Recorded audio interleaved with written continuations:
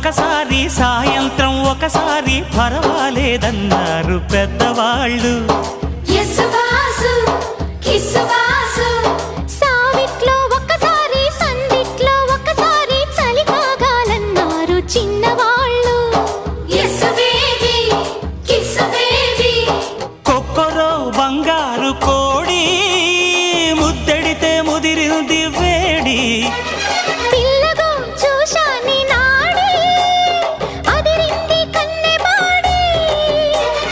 గుట్టుగా దోపిడి చెయ్యనా గుమ్మడి తాళలేను తీపి రాపిడి. నిన్నేమడగను ఎట్టాడగను ఒకసారి ఒడిలోకి రమ్మని.